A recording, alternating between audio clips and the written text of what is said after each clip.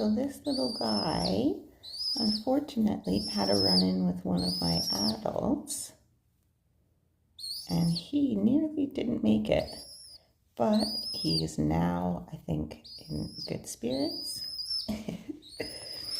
And I wanted to show you guys, this baby is too old for non-dairy formula, but he's not old enough to eat seed yet on his own. So I made this gruel for him. And 3 to 5 times a day, he gets a feeding from me. And I've obviously separated him from the flock, so he lives in here with us in his little cage.